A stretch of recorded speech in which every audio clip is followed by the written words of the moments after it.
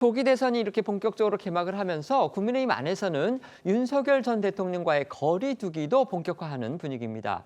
어제 유정복 후보의 기자회견이 물꼬가 되어서 당내 곳곳에서 윤석열 단절론이 제기가 됐고요. 심지어 탄핵을 반대해왔던 후보들 역시도 이제는 윤 전 대통령하고 거리를 두는 듯한 그런 발언들을 내놨습니다. 네, 어제 이 기자회견까지 열고 윤석열 전 대통령을 잊어야 대선에서 승리한다 이렇게 호소했던 유정복 후보는요.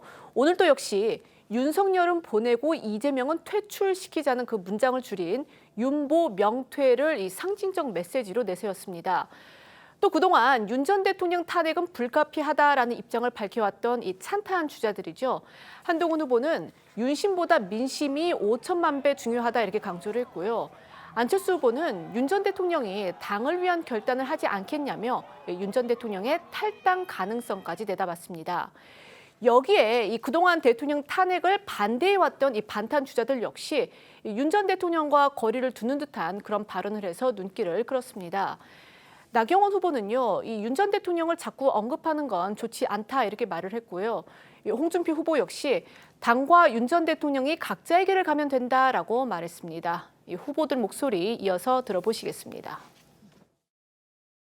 윤석열 대통령을 잊어야만이 대선을 치르는데 대통령을 또 자꾸 언급하는 것도 좋지 않다고 생각을 합니다. 나는 전 대통령 정권을 용병 정권이라고 신작 이야기를 했습니다. 그래서 각자의 길을 가면 되죠. 아쉽지만 이 두 분은 함께 퇴장해야 합니다. 그게 지금의 시대 정신입니다. 어떤 점이 이 당과 그리고 보수의 재건을 위해서 좋은 그런 선택인지 지금 충분히 고민을 하고 계시다고 저는 전해 들었습니다. 본인이 거기에 따라서 결단하시지 않을까.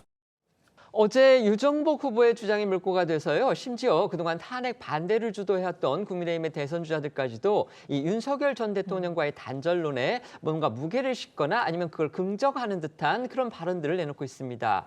일부 후보는요. 윤 전 대통령이 모종의 결단을 직접 할 가능성 이것도 내다봤는데 그렇다면 윤 전 대통령 탈당 등으로 해서 국민의힘과의 관계를 선제적으로 정리할 가능성 과연 이것도 있을지 지금 주목받고 있는 겁니다. 어떻게 생각하십니까? 윤 전 대통령 주변에서 그런 식의 건의는 좀 하고 있는 것으로 저도 알고 있거든요.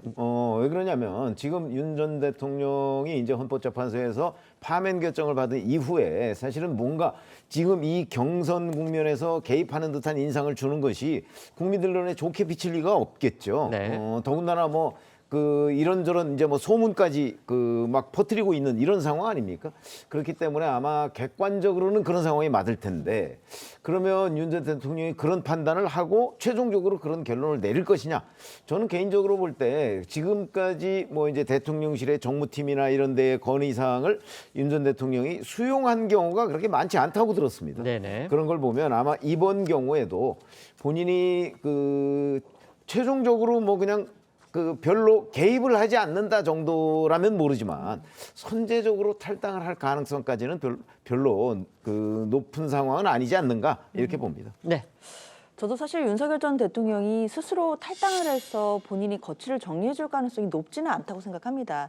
뿐만 아니라 국민의힘 입장에서도 윤석열 전 대통령과의 관계를 정리하기 위해서는 윤 전 대통령이 스스로 탈당하는 모양새보다는 국민의힘이 보다 적극적으로 출당이라든지 제명이라든지 이런 조치를 통해서 윤 전 대통령과의 관계를 단절해 주는 모습을 국민들께 상징적으로 보여주는 게 훨씬 더 의미가 있다고 생각하거든요.